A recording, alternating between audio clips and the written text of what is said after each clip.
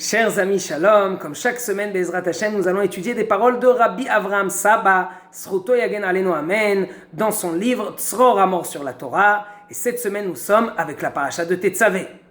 Au début de la paracha, Hashem dit à Moshe de faire venir Aaron. Et par la suite, il va lui donner donc cette instruction de devenir le Kohen Gadol. Rabbi Avraham Saba nous explique quelque chose d'extraordinaire. Voici que Aaron ici prend la place de quelqu'un d'autre. De qui?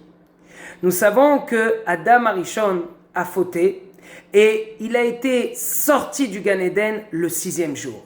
Voici qu'il a tout perdu. Adam a perdu sa place importante de proximité avec Hachem. Et bien voici que le Mishkan, c'est ça qui va remplacer, c'est ça qui va arranger la faute de Adam Arishon. Depuis la faute de Adam Arishon, le monde était un petit peu branlant, excusez-moi du mot.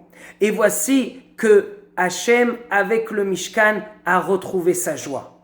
Le Mishkan a cette force-là de venir et d'arranger ce qui s'est passé du temps d'Adam Arishon.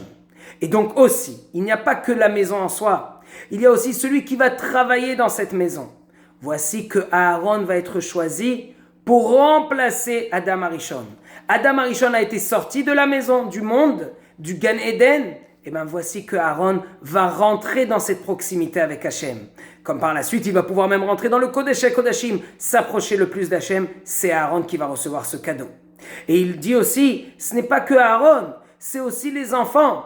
Comme les enfants de Adam Arishon ont fait de très graves fautes, Caïn a tué Hevel, Caïn et Hevel ont emmené ensemble du lin et de la laine. C'est très grave, c'est quelque chose qu'Hachem n'était pas content, ça ne se mélange pas. Et à cause de cela, jusqu'à aujourd'hui même, nous n'avons pas le droit de mélanger le lin et la laine dans des habits.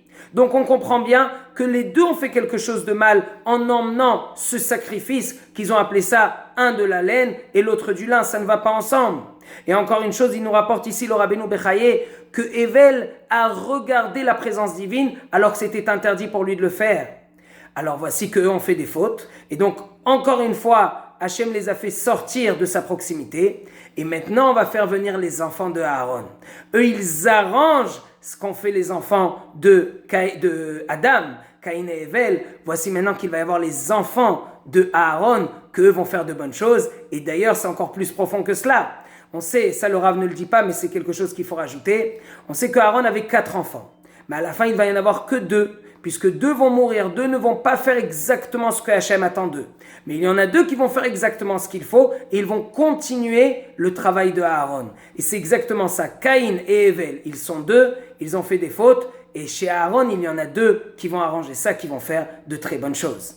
Et il continue en disant que c'est aussi la raison pourquoi est-ce que les enfants de Aaron et Aaron lui-même vont recevoir ce qui s'appelle des habits qui sont des habits lechavod ou l'tifaret, avec une histoire d'honneur ici. Alors on se demande une question, ça veut dire quoi que le Kohen Gadol a besoin d'avoir de très beaux habits? C'est quoi la raison à cela?